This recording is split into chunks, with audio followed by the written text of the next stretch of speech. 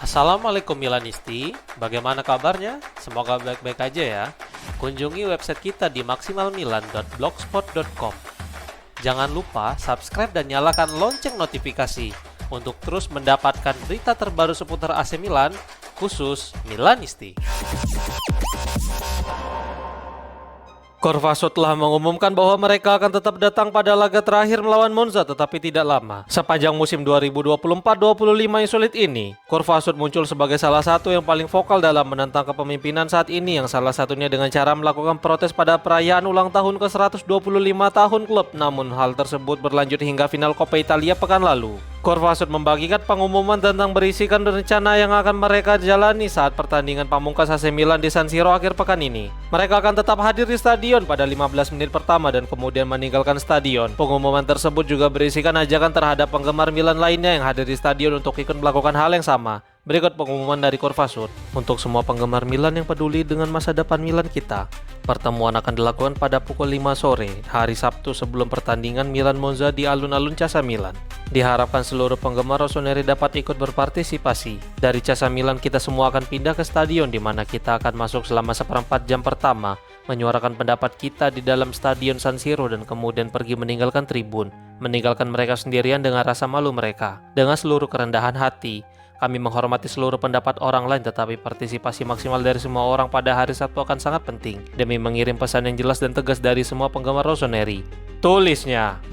AC Milan segera mengumumkan Nigli Tare sebagai direktur olahraga mereka yang baru dan berikut bocoran kontraknya. Matteo Moretto telah mengonfirmasi bahwa Tare akan menjadi direktur olahraga Milan yang baru, menyusul kedua belah pihak telah memiliki kesepakatan lisan mengenai detail kontrak. Pria Albania itu siap menandatangani kontrak selama 2 tahun ditambah opsi 1 tahun lagi dan mendapatkan gaji sebesar 800.000 euro bersih per musim. Milan berharap kedatangan Tare dapat mengulangi kesuksesannya membawa pemain-pemain hebat ke klub seperti yang dulu dia lakukan di Lazio seperti Miroslav Klose, Filipe Anderson, Ciro Immobile, hingga Sergej Milinkovic-Savic.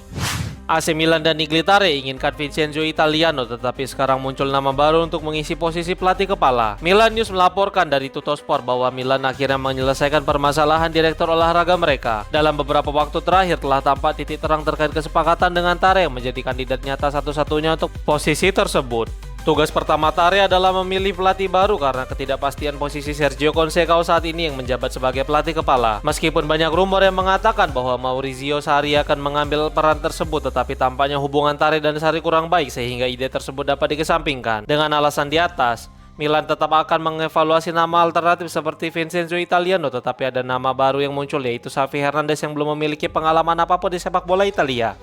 Salah satu prioritas Nigli Tare sebagai direktur olahraga AC Milan adalah memperpanjang kontrak Mattia Liberali menurut sebuah laporan. Daniele Longo mengabarkan dari calciomercato.com bahwa pembaruan kontrak Liberali adalah salah satu misi dari Tare untuk musim panas pertamanya bersama Milan. Di media sosial muncul sebuah gambar yang menunjukkan pemain muda berbakat Italia versi Taro bulan November 2024. Dari gambar tersebut terlihat beberapa nama dari Akademi Rossoneri seperti Francesco Camarda, Kevin Zeroli hingga Liberali. Sementara itu pemain incaran Milan seperti Giovanni Leoni dan Pietro Comuzzo juga masuk dalam formasi itu.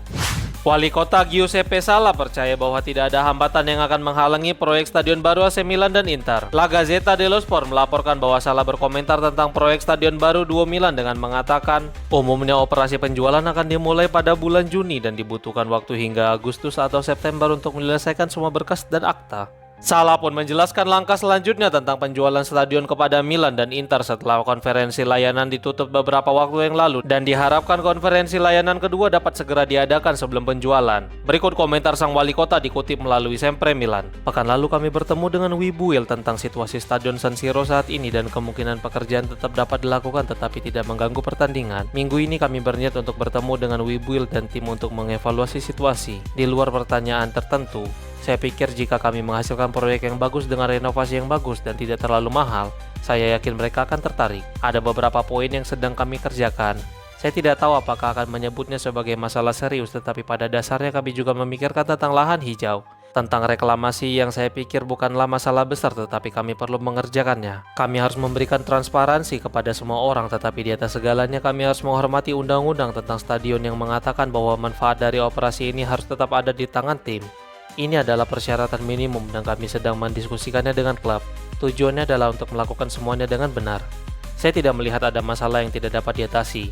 Saya melihat jalur kerja yang saat ini lebih teknis dan karenanya dikelola oleh manajemen kota.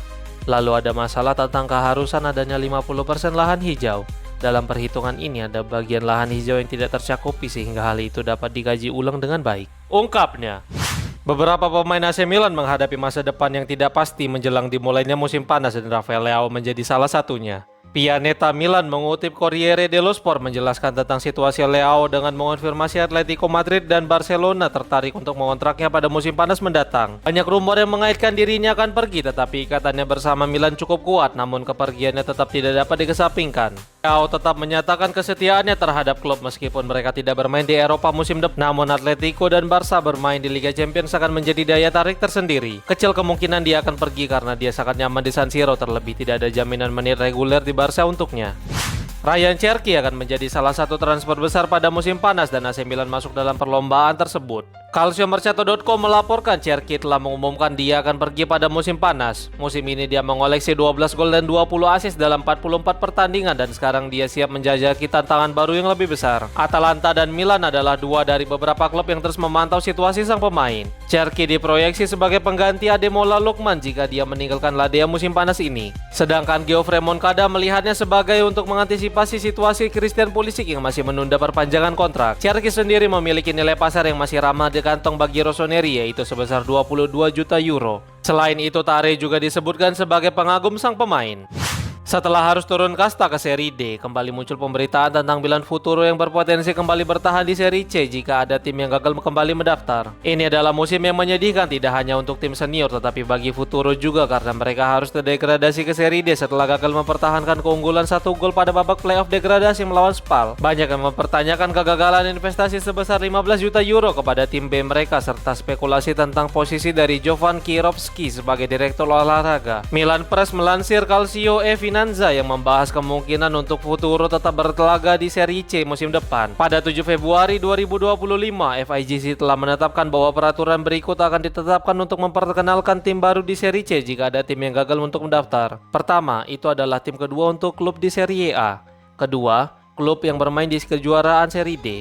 Ketiga, klub yang terdegradasi dari Serie C. Syarat di atas membuat Inter yang ingin memiliki tim B pun berada di posisi favorit dan lebih diutamakan daripada Milan yang berdasarkan peraturan tersebut. Jika ternyata ada slot yang kosong setelah masuknya Inter, maka tim manapun bisa memperebutkan tempat tersebut untuk mereka yang terdegradasi ke Serie D.